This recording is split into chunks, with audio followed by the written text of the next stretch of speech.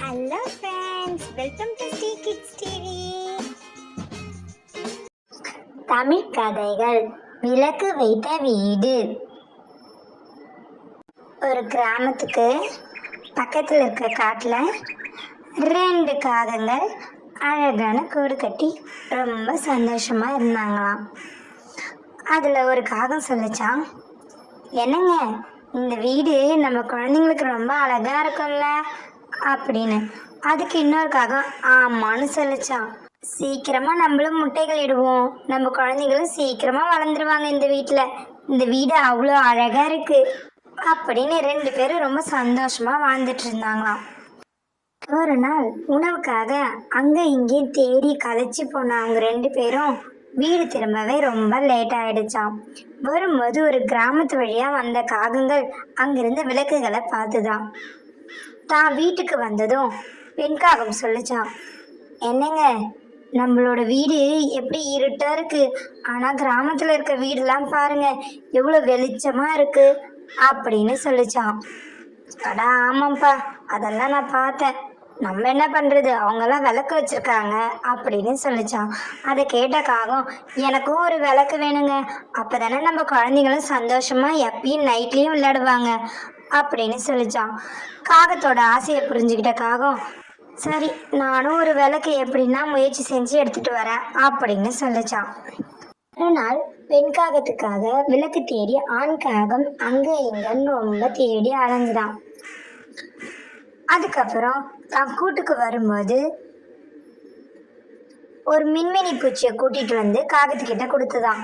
அந்த மின்மினி பூச்சியை பார்த்த பெண் காகம், என்னங்க இந்த வெளிச்சம் எப்படிங்க நம்ம கூடுக்கு பார்த்தோம், இது ரொம்ப கம்மியாக தானே வெளிச்சம் தருது, அதை விட நல்ல விளக்கே உங்களுக்கு கிடைக்கலையா அப்படின்னு கேட்டுச்சான்.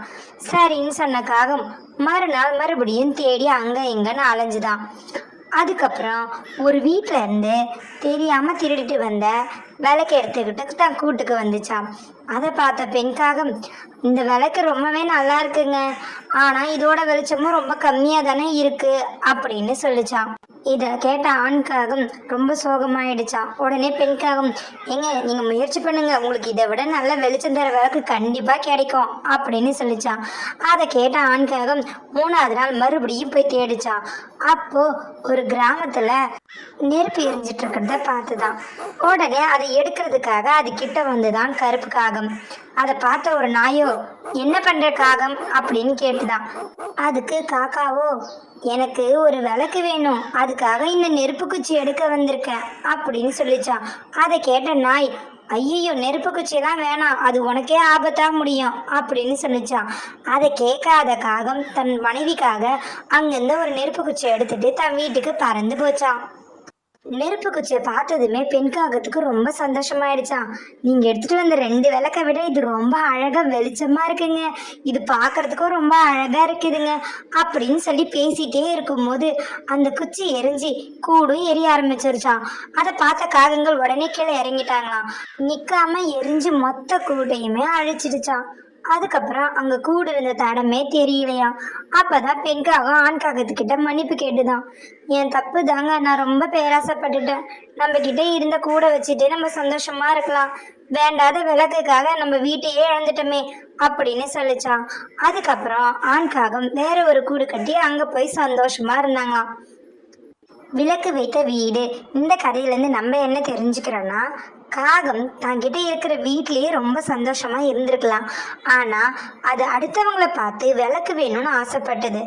அதுக்கும் காகம் ஏற்பாடு செஞ்சுது. ஆனால் அதெல்லாம் விட நல்ல ஒளி தரக்கூடிய விளக்கு தான் வேணும்னு சொல்லிட்டு அடம் பிடிச்சி கடைசியில் தன் கூட்டையே இழந்துடுச்சு அதோட பேராசையினால.